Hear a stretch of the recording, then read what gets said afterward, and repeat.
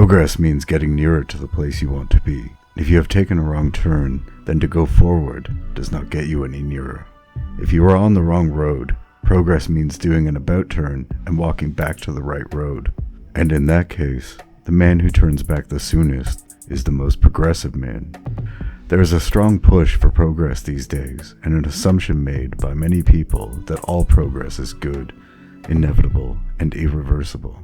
The progressives in our society are so bewitched by the idea of progress that they will seek out and promote anything that runs contrary to tradition.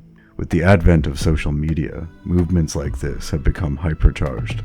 Ideas exist within protected bubbles where they can thrive without direct challenge. What if we are making progress toward the edge of a cliff? We have been promised time and again that all of the progress our society is making will make life much better for everyone. Our society will become more fair, and there will be more opportunities for more people, and we will all be accepted for who we are and not be forced to conform to any societal standards. Yet despite having more material wealth available to us and safer, more comfortable living conditions than any humans have ever before enjoyed, the general emotional and mental health of our society is on a steady decline. It is also clear that the progressives are more intolerant than almost any other group of anyone who does not conform to their exacting specifications and preferences. When exactly can we expect all of this progress to start doing what the progressives claim it will do? Can this kind of progress make people happier, or is that just a case of false advertising? The more they are allowed to push their new age, pseudo-scientific, secular ideologies upon everyone, the more miserable people in general become. Traditions exist for a reason. They are often the social experiments that worked. That's how they became traditions. Progress is great if it's good, but it is terrible if it's bad. We require purpose and meaning. Religion is great at providing cohesiveness, community, meaning, and purpose. These things exist for a reason, not because some powerful and clever men foisted the idea of the necessity of such things upon us for nefarious purposes, but because we have an innate need for them. If you take these things away from people, they will reinstitute or reinvent them. We see that happening now with all the woke ideologies. Take away God, and people will start worshiping themselves. Take away religion, and people will create new religions. Take away meaning, and people will flail around blindly, desperately, trying to find meaning elsewhere. Whenever I compare competing ideas, I tend to go straight to the end results and compare those. The proof is in the pudding. I look for the healthiest and happiest examples of people standing in various positions of any argument. In doing so, I have noticed that the happiest and healthiest atheists tend to be the ones who behave like traditional and conservative Christians. They place their highest priorities on community, understanding, love, and family. They have traditional marriages and employ many tried, true, and thoroughly tested family values that strongly resemble ideal Christian values. In fact, many of them will openly say that there is great value in the traditions that have been developed over millennia within Christianity. On the contrary, when I listen to thoughts expressed by atheists who insist upon doing things their own way and rebelling against values that matured within a religious framework, they seem quite bitter and angry and lost. It seems clear to me that by abandoning all of the moral and ethical progress that was made within Christianity, they have set sail without a compass, without a map, and even without a rudder. If you ask one of these people what the meaning of life is, the response will usually be something like, "There is no intrinsic meaning of life. You need to find or create your own meaning." Is it any wonder that so many people these days seem so lost and confused? I don't believe the meaning of life is a great mystery. The meaning of life is life itself, no matter what theological beliefs you may or may not subscribe to. The meaning of life is to live the best life you can manage to live, to join your life with the life of another, and to create new life and make all the lives around you as good as they can be. Your life, the lives of your spouse, your children, your community, and your society. You need to prioritize, of course, but your intention should be to have the greatest positive impact upon the lives of people around you as you can have. If you want meaning in your life, try to bring meaning to somebody else's life. Has the progress towards atheism and ideologies that bring people to obsess over their own innate identities had a positive impact on the lives of people? Is this good progress that we should continue to promote or allow to happen? I hear the materialist progressives yelling yes, but I know the bitter aftertaste and negative gastrointestinal effects of the pudding they have on offer. Their pudding is sickly sweet and is made from ingredients devoid of any nutritional value. I tried for most of my life to be a good liberal, but I found that any time I would express what felt good to me, I was immediately and harshly criticized by my fellow progressives. I used to believe this meant my core nature was fundamentally flawed, and I was just a bad person trying to be good. I don't believe that anymore. Once I became skeptical of and eventually abandoned my previously held progressive ideologies and started to embrace the conservative values that always came more naturally to me, I began to encounter rather extreme opposition to the ideas I was now expressing. Many of the counter-arguments that were levied toward me seemed highly emotional, hyperbolic, and often completely irrational. I would say that traditional marriage was a much better option than any being offered by the progressives, and that if I were to get married, I would want to find and marry a woman who embraced traditional, conservative, and Christian values.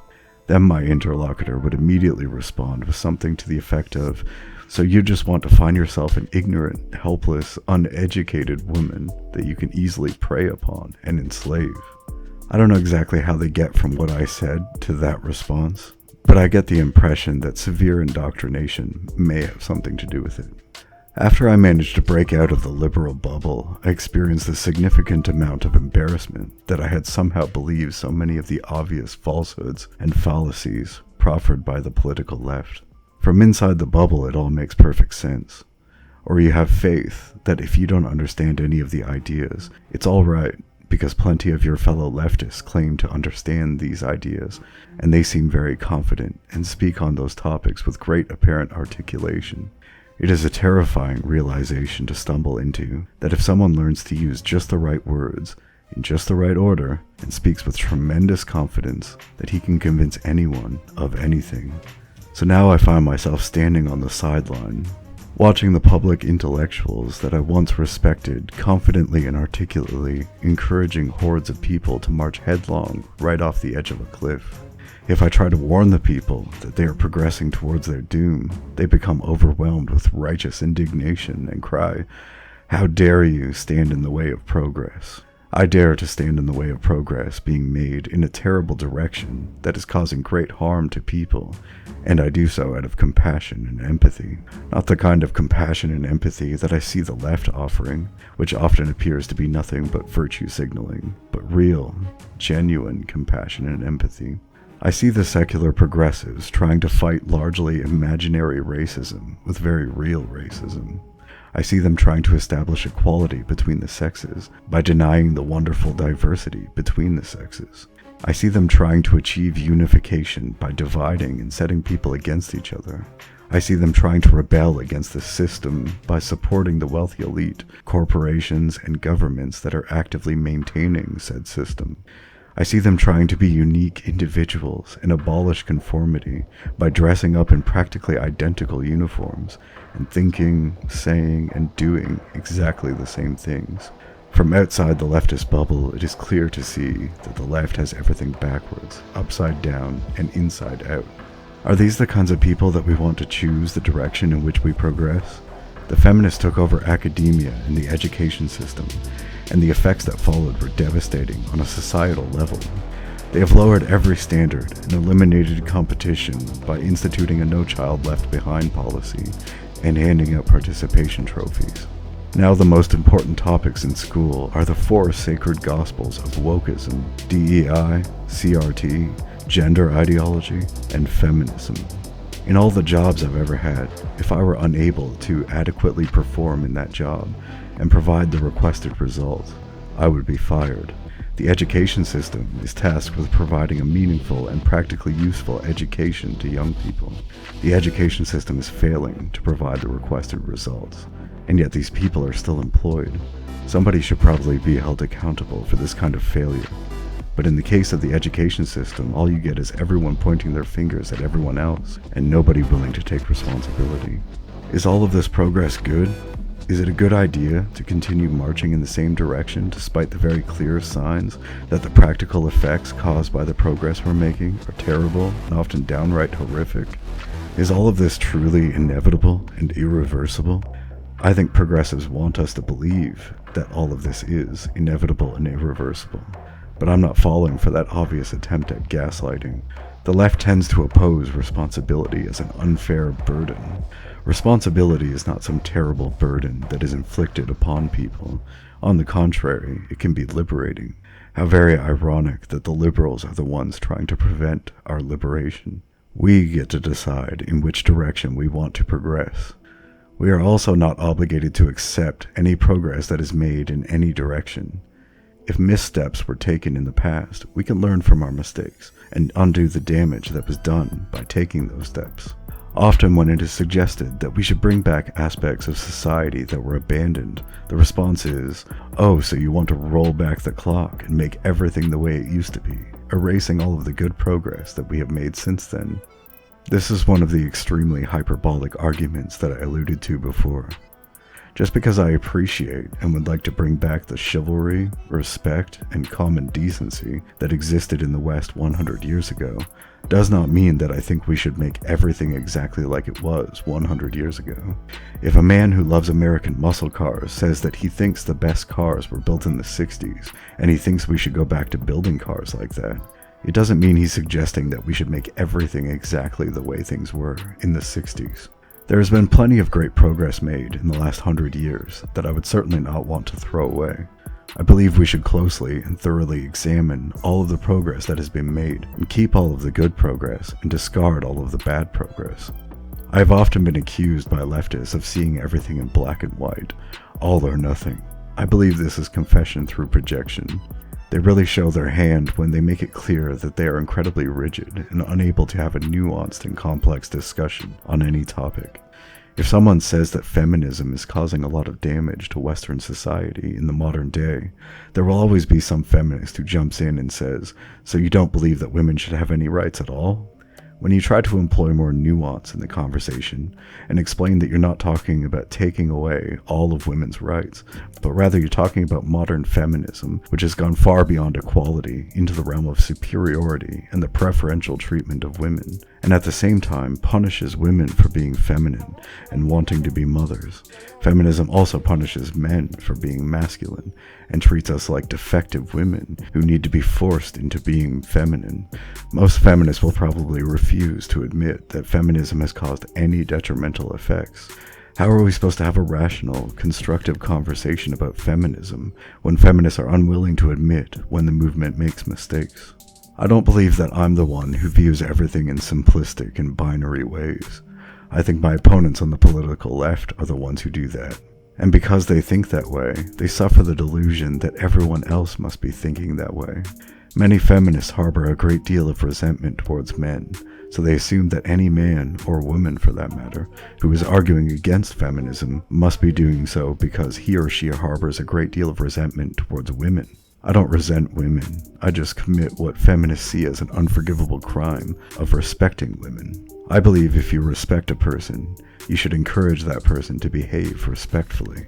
If you respect women, you should be placing responsibilities and expectations upon them to be people that command respect from others, instead of simply demanding respect, regardless of their behavior. You cannot just do whatever you feel like doing and demand that everyone respect you and the actions you're taking. It is possible to criticize feminism without harboring ill will towards women. We should allow for nuance and try to practice good faith in our debates.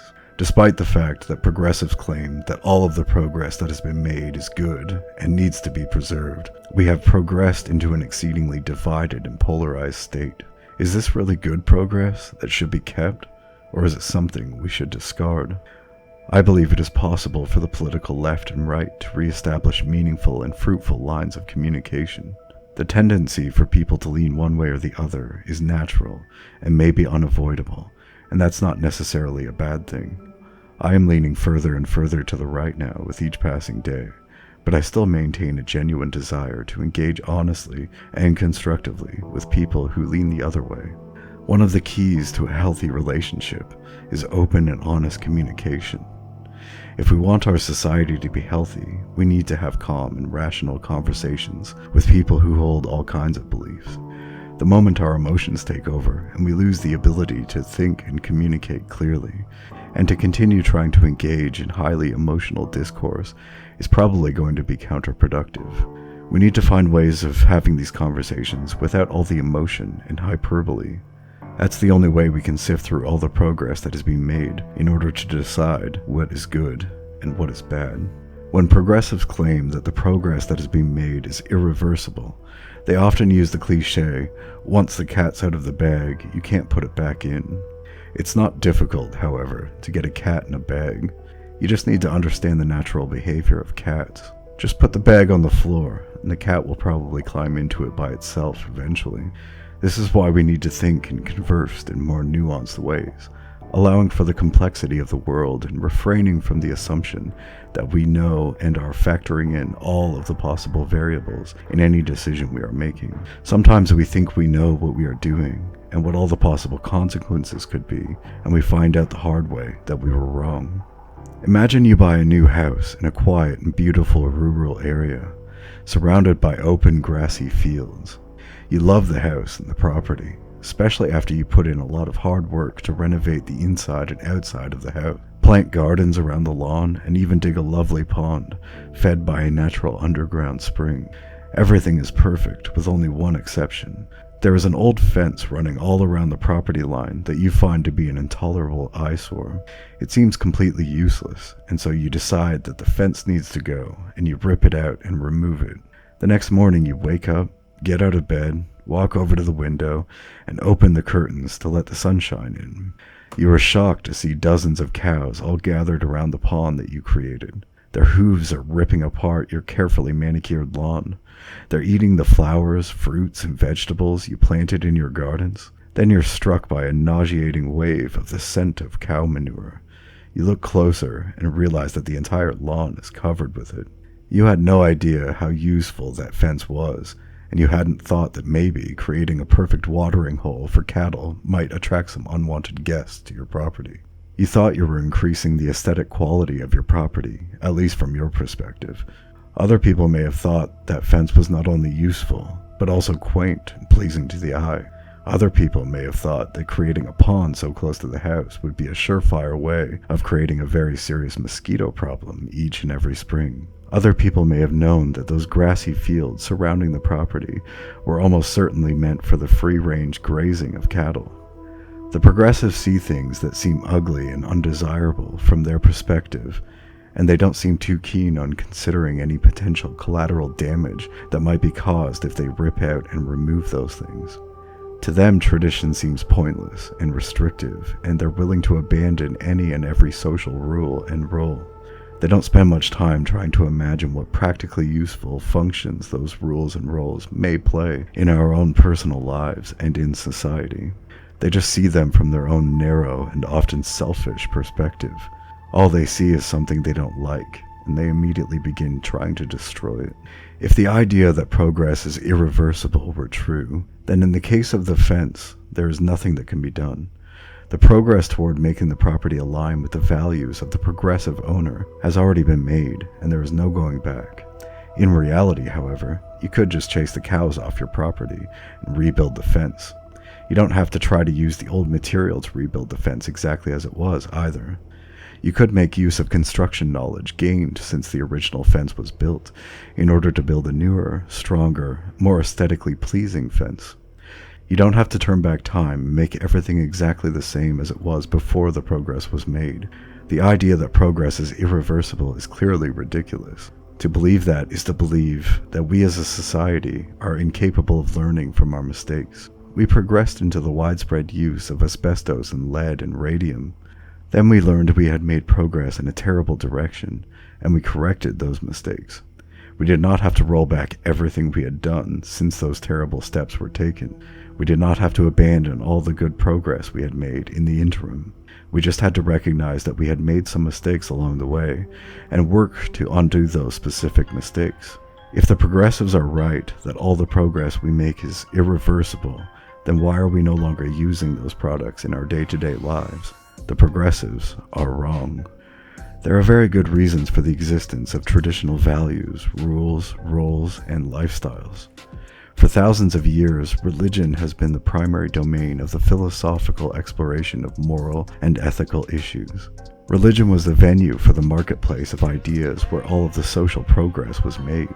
The Western world owes its current state of unprecedented freedom and equality specifically to Christianity and the great Christian thinkers and philosophers that shaped and built the modern Western world. We stand on the shoulders of giants.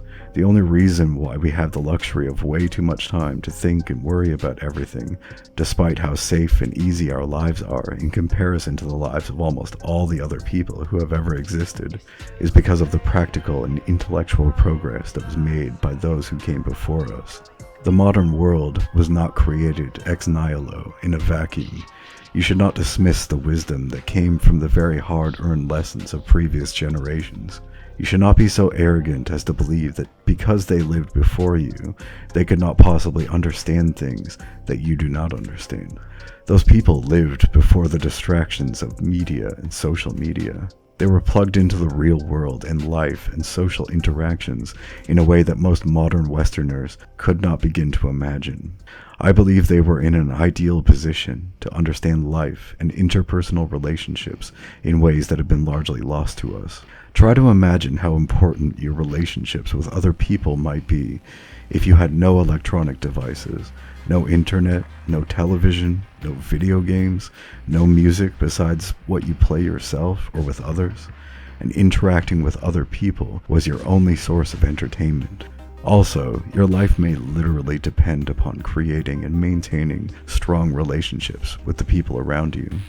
The people who lived hundreds of years ago placed a value on human relationships that seems inconceivable in the modern day in the West. I wonder how modern Westerners believe their understanding of human relationships is so superior that they think they know well enough to start tearing down all of the social fabric that used to hold our society together. The arrogance in that is astounding. I believe that much of the progress that has been made is great, and we should definitely keep it. I also believe that some of the progress we have made is terrible, and we should discard it. I do not believe this is impossible, and I do not believe that we must continue making progress that is clearly detrimental to us simply because the leftists claim very boldly that this kind of progress is inevitable. If all of your friends were jumping off of a cliff, would you jump too? I refuse to march off of that cliff, and I will do everything in my power to prevent as many people as I can from progressing right off the precipice of that cliff to their doom. Just say no to blind progressivism.